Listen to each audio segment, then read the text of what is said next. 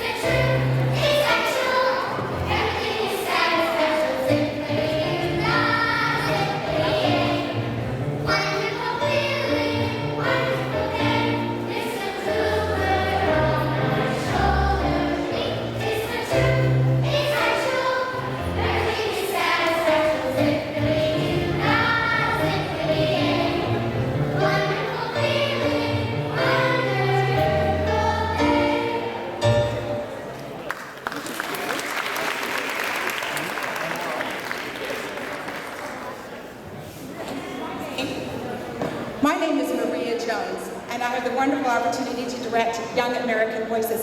And we meet once a week. Each age group meets for an hour in my music studio. And we learn all the songs and dances you see here. But one of the unique things about Young American Voices is we not only learn these songs, we learn the story behind the songs. We learn about the composers and where they fit into American culture and history. Well, favorite composers is Irving Berlin, the great American composer Irving Berlin. And I seem to be missing a stool, but it'll show up really soon, I'm sure. Irving Berlin was actually not born in America. He was born in Russia and spent the first 5 years of his life there. Irving Berlin remembers that the first memory that he had was of being wrapped in his mother's quilt, standing in the street, watching his family home burn to the ground. You see, Irving Berlin and his family were Jewish, and at that time the government hated Jews. And so, of course, they had to make a daring and a dangerous escape from Russia. And they found themselves on a boat headed towards America. Irving Berlin never forgot the tears in his parents' eyes as they saw the Statue of Liberty for the first time. And as Irving Berlin was growing up in New York, frequently his mother would put down her sewing and her mending and her laundry, and she would look at Irving Berlin and say, God bless America. And Irving Berlin grew to know what that meant. Irving Berlin, he lived the American dream. He went from a streetwise newspaper hockey boy to a self-taught pianist, the toast of the town, hit after Broadway hit. In fact, all of us know an Irving Berlin tune to this day. It wouldn't be days without Irving Berlin's White Christmas. And how about Blue Skies, or Dancing Cheek to Cheek, Putting on the Ritz, Alexander's Ragtime Band? Well, after all, it's Irving Berlin who taught us there's no business like show business.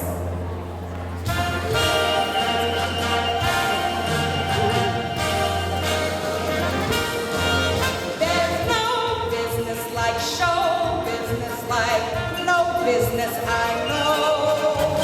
Everything about it is a feeling, everything the traffic will allow. Nowhere could you get that happy feeling when you are feeling that crowd. There's no people like show people, they smile and they are low. Even with the traffic that you know, you may be stranded out in the cold. If you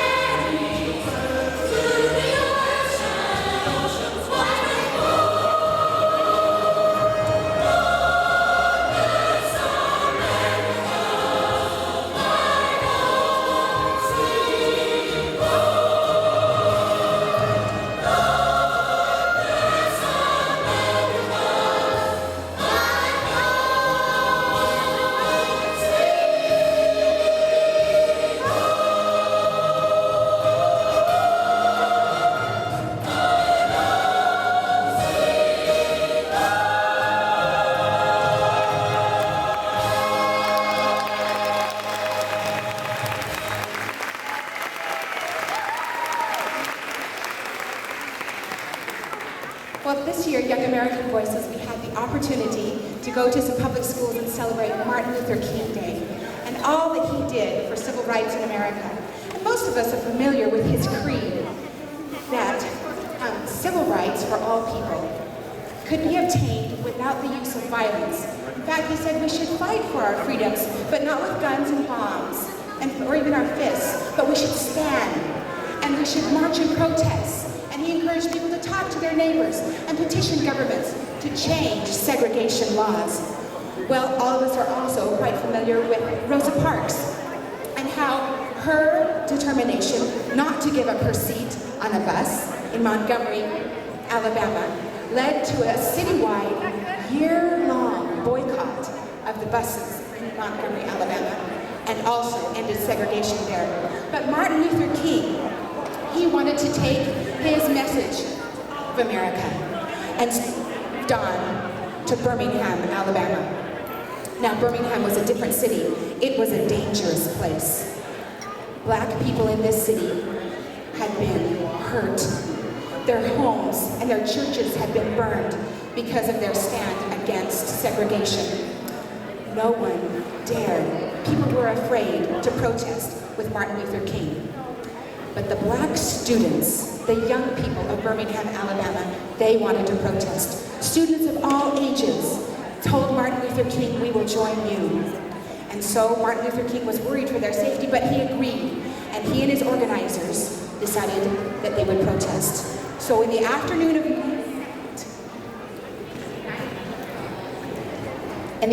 May 2nd, 1963, 50 students marched into the streets in protest of segregation. The police arrested them. Then 50 more came, and they were arrested. Then 50 more, and 50 more, and by the end of the day, students had been arrested and sent to jail. The next day, over 1,000 people showed up to protest.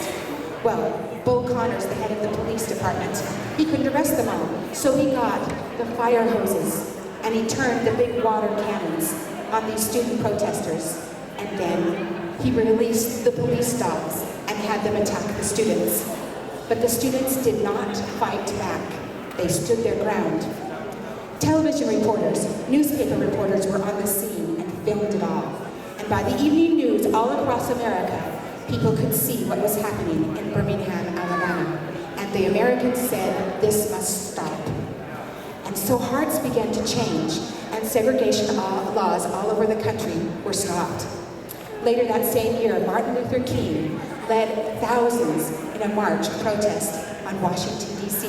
And here is where he delivered his famous "I Have a Dream" speech. These are his words. Have a dream that is deeply rooted in the American dream. In the process of gaining our rightful freedoms, we must not be guilty of wrongful deeds. Let us not seek to satisfy our thirst for freedom by drinking from the cup of bitterness and hatred. I have a dream that one day this nation will rise up and live out the true meaning of its creed. We hold these truths to be self-evident, that all men are created equal.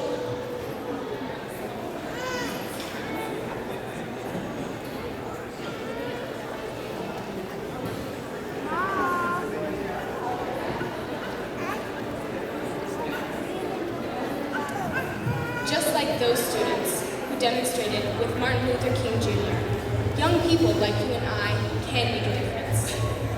We don't have to march in protests or face water cannons or police dogs, but we can do small things each day. We can decide to respect all people, even if it's not a popular thing to do. We can honor everyone's right to work, play, learn, and live in freedom and peace. We can do this because we are the leaders of tomorrow.